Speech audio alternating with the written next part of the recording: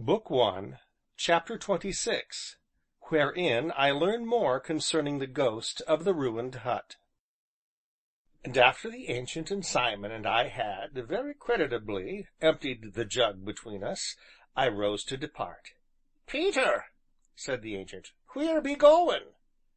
"Home," said I. "And wheer be that?" "The cottage in the hollow," said I. "What! the 'aunted cottage?" he cried, staring. "Yes," I nodded. "From what I saw of it, I think with a little repairing, it might suit me very well." "But the ghost?" cried the old man. "Have you forgot the ghost?" "Why, I never heard of a ghost really harming any one yet," I answered. "Peter," said Simon quietly, "I wouldn't be too sure of that. I wouldn't go nigh the place myself, once is enough for me." "Simon," said I, "what do you mean by 'once'?" Now when I asked him this, Simon breathed hard, and shuffled uneasily in his chair. "I mean, Peter, as I've heerd un," he replied slowly. "Heard him!" I repeated incredulously. "You? Are you sure?" "Sure as death, Peter. I've heerd un a shriekin' and a groanin' to 'isself, same as Gaffer 'as, and lots of others. Why, Lord bless 'ee, theer be scarce a man in these parts but has heerd 'em one time or another." "Ay, I've heerd un, and seen un too," croaked the Ancient excitedly. "A gert, tall think he be, wi' a 'orn on 'is head, and likewise a tail. Some might ha' thought 'twas the wanderin' man o' the roads as I found 'angin' on the staple. Some of 'em do, but I knowed better. I knowed 'twere Old Nick 'isself, all flame and brimstone, and wi' a babby under 'is arm." "A baby?" I repeated. "A babby as ever was," nodded the Ancient. "And you say you have heard it too, Simon?" said I. "Ay," nodded the Innkeeper. "I went down into the 'Oller one evenin', about 6 months ago, with Black Jarge, for we 'ad a mind to knock the old place to pieces, and get rid o' the ghost that way. Well, Jarge ups wi' 'is 'ammer, and down comes the rotten old door with a crash. Jarge 'ad swung up 'is 'ammer for another blow when, all at once, theer comes a scream." Here Simon shivered involuntarily, and glanced uneasily over his shoulder and round the room. "A scream?" said I. "Ah!" nodded Simon, "but 'twas worse nor that." Here he paused again, and, looking closer at him, I was surprised to see that his broad, strong hands were shaking, and that his brow glistened with moisture. "What was it like?" I inquired, struck by his apparent weakness in one so hardy and full of health. "'Twere a scream wi' a bubble in it," he answered, speaking with an effort.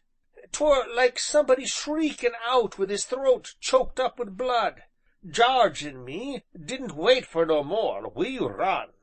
And as we run, it follered, groanin' arter us till we was out upon the road, and then it shrieked at us from the bushes. Ecod! It do make me cold to talk of it even now.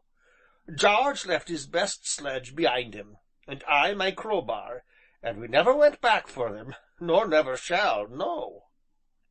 Here Simon paused to mop the grizzled hair at his temples. "I tell 'ee, Peter, that place aren't fit for no man at night. If so be you 'm a lookin' for a bed, my chap, there's one you can 'ave at the 'Bull,' ready and willin'." "And gratis," added the Ancient, tapping his snuff box. "Thank you," said I, "both of you, for the offer, but I have a strange fancy to hear, and, if possible, see this ghost for myself." "Don't ye do it!" admonished the Ancient. "So dark and lonesome as it be, don't ye do it, Peter." "Why, Ancient," said I, "it isn't that I doubt your word, but my mind is set on the adventure. So if Simon will let me have 3 penny worth of candles, and some bread and meat, no matter what, I'll be off, for I should like to get there before dusk." Nodding gloomily, Simon rose and went out, whereupon the Ancient leaned over and laid a yellow, claw like hand upon my arm. "Peter," said he, "Peter, I've took to you a meter just a few inches taller, say a couple, and you'd be the very spit o' what I were at your age, the very spit." "Thank you, Ancient," said I, laying my hand on his.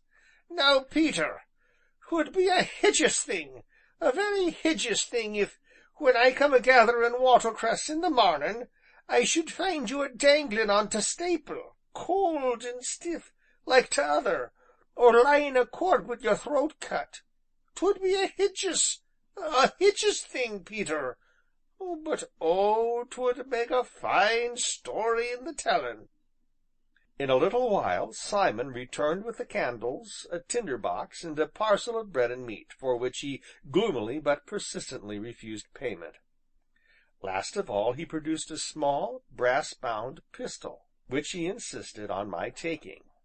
"Not as it'll be much use again' a ghost," said he, with a gloomy shake of the head, "but a pistol's a comfortable thing to 'ave in a lonely place, 'specially if that place be very dark." Which last, if something illogical, may be none the less true. So, having shaken each by the hand, I bade them good night, and set off along the darkening road. Chapter 27, which tells how and in what manner I saw the ghost. Now, as I went, my mind was greatly exercised as to a feasible explanation of what I had just heard. That a man so old as the Ancient should "see things," I could readily believe, by reason of his years, for great age is often subject to such hallucinations. But with Simon, a man in the prime of his life, it was a different matter altogether. That he had been absolutely sincere in his story, I had read in his dilating eye, and the involuntary shiver that had passed over him while he spoke. Here indeed, though I scouted all idea of supernatural agency, there lay a mystery that piqued my curiosity not a little. Ghosts! Pshaw! What being endowed with a reasoning mind could allow himself to think, let alone believe in such folly? Ghosts! Fiddle-de-dee, sir! Yet here, and all at once, like an enemy from the dark, old stories leaped at and seized me by the throat, old tales of spectres grim and bloody, of goblins and haunted houses from whose dim desolation strange sounds would come, tales long since heard and forgot, till now. Ghosts! Why, the road was full of them. They crowded upon my heels, they peered over my shoulders. I felt them brush my elbows, and heard them gibbering at me from the shadows. And the sun was setting already. Ghosts! And why not? There are more things in heaven and earth than are dreamed of in your philosophy. Involuntarily I hastened my steps, but the sun had set ere I reached the hollow. Yes, the sun had set, and the great basin below me was already brimful of shadows which, as I watched, seemed to assume shapes, vast, nebulous, and constantly changing, down there amid the purple gloom of the trees.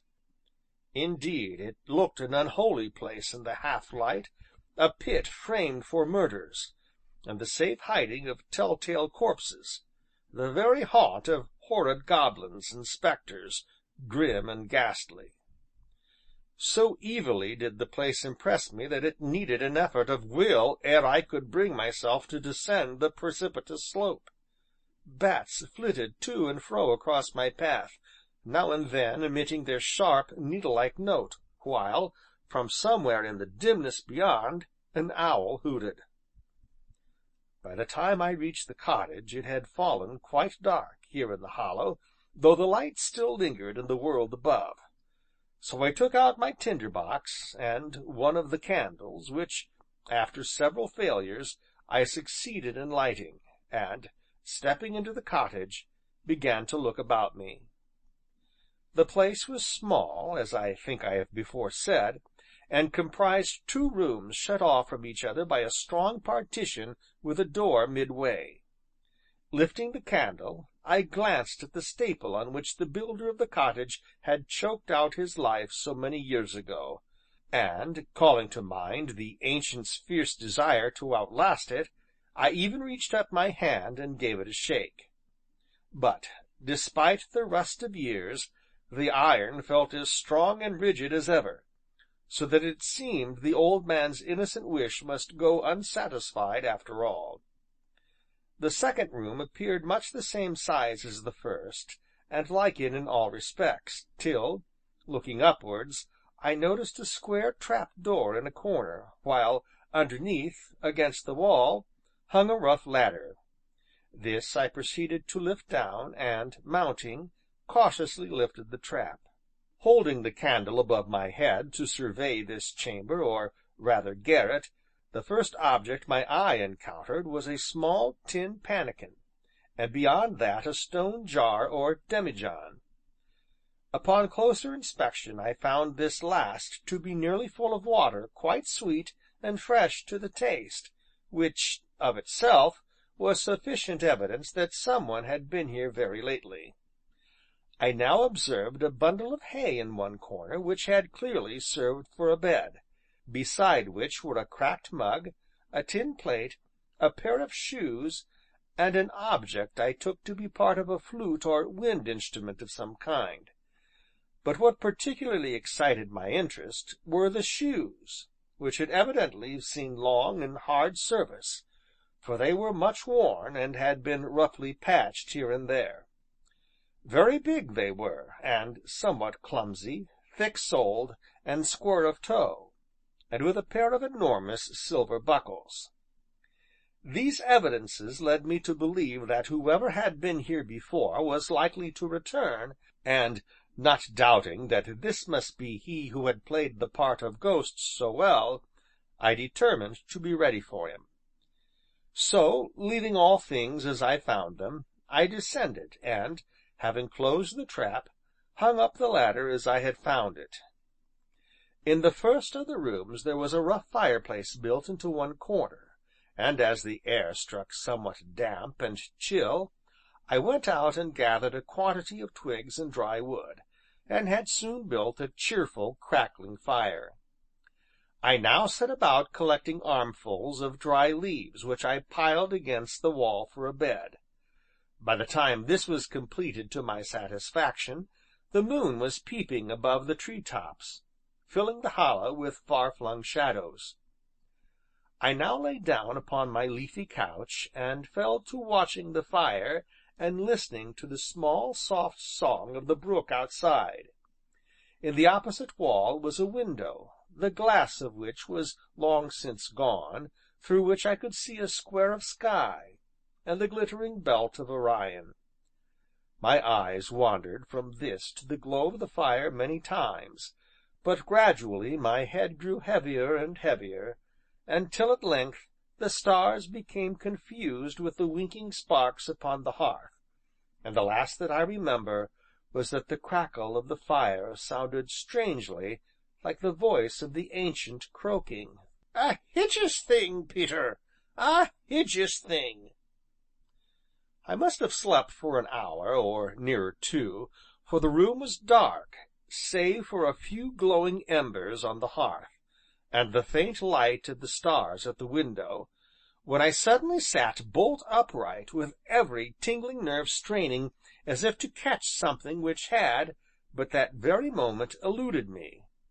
I was yet wondering what this could be, when, from somewhere close outside the cottage, there rose a sudden cry, hideous and appalling, a long drawn out, bubbling scream, no other words can describe it, that died slowly down to a wail, only to rise again higher and higher, till it seemed to pierce my very brain. Then all at once it was gone, and silence rushed in upon me, a silence fraught with fear and horror unimaginable. I lay rigid, the blood in my veins jumping with every throb of my heart, till it seemed to shake me from head to foot. And when the cry began again, deep and hoarse at first, but rising, rising until the air thrilled with a scream such as no earthly lips could utter. Now the light at the window grew stronger and stronger, and all at once a feeble shaft of moonlight crept across the floor. I was watching this most welcome beam, when it was again obscured by a something, indefinable at first, but which I gradually made out to be very like a human head peering in at me. But if this was so, it seemed a head hideously misshapen, and there, sure enough, rising from the brow, was a long, pointed horn. As I lay motionless, staring at this thing, my hand, by some most fortunate chance, encountered the pistol in my pocket, and from the very depths of my soul I poured benedictions upon the honest head of Simon the innkeeper, for its very contact seemed to restore my benumbed faculties. With a single bound I was upon my feet, and had the weapon levelled at the window. "Speak!" said I. "Speak, or I'll shoot!" There was a moment of tingling suspense, and then, "Oh, man, dinna do that," said a voice. "Then come in and show yourself." Herewith the head incontinently disappeared. There was the sound of a heavy step, and a tall figure loomed in the doorway. "Wait!" said I, as, fumbling about, I presently found tinder box and candle, having lighted which I turned and beheld a man, an exceedingly tall man, clad in the full habit of a Scottish Highlander. By his side hung a long, straight, basket-hilted sword, beneath one arm he carried a bagpipe, while upon his head was, not a horn, but a Scots bonnet with a long eagle's feather. "Oh, man," said he, eyeing me with a somewhat wry smile, "I'm juist thinking you're no afeard of bogus, whatever." Chapter XXVIII. The Highland Piper. "Who are you?" said I, in no very gentle tone. "Donal's my name, sir, and if you had an eye for the tartan, you'd ken I was a Stuart." "And what do you want here, Donald Stuart?" "The verra question should be asking yoursel. What gars you to come gowking and speerin' aboot here at sic an hour?" "It is my intention to live here for the future," said I. "Hoot toot! Ye'll be no meaning it." "But I do mean it." "Eh, man, but you maun ken the place is no canny, what with pixies and warlocks and kelpies forby." "Indeed, they told me it was haunted, but I determined to see for myself." "Weel?"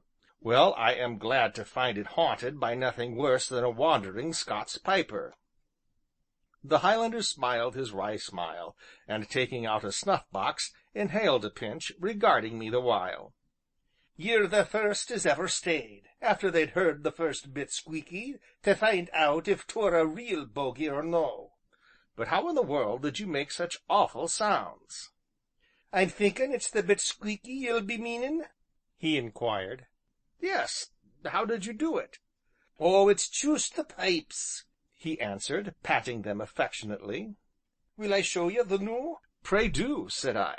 Hereupon he set the mouthpiece to his lips, inflated the bag, stopped the vents with his fingers, and immediately the air vibrated with the bubbling scream I have already attempted to describe. "Oh, man!" he exclaimed, laying the still groaning instrument gently aside. "Oh, man! Is it no just wonderful?" "But what has been your object in terrifying people out of their wits in this manner?" "Sir, it's on account o' the snuff." "Snuff?" "Just that." "Snuff?" said I again. "What do you mean?" The piper smiled again, a slow smile that seemingly dawned only to vanish again. It was indeed, if I may so express it, a grave and solemn smile, and his nearest approach to mirth, for not once in the days which followed did I ever see him give vent to a laugh. I here also take the opportunity to say that I have greatly modified his speech in the writing, for it was so broad that I had much ado to grasp his meaning at times. The piper smiled, then, and, unwinding the plaid from his shoulder, spread it upon the floor and sat down. "You maun ken," he began, "that I hae muckle love for the snuff, and snuff is unco expensive in these parts." "Well," said I. "You maun ken, in the second place, that my brither Alan canna abide the snuff." "Your brother Alan?" said I, wondering. "My brither Alan." He nodded gravely. "But what of him? What has he to do with—" "Man, by the way, I'm comin' to that." "Go on, then," said I, "I'm listening."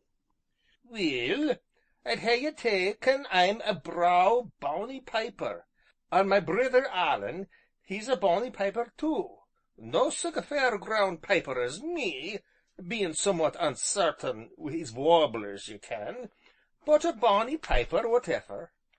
Well, maybe a year syne, I fell in love wi' a lassie, which would ha' been a' richt if my brither Alan hadna fallen in love wi' her too, so that she, puir lassie, didna ken which to tak. 'Donal,' says Alan, 'can ye no love anither lassie? She can no marry the twa o' us, that's sure.'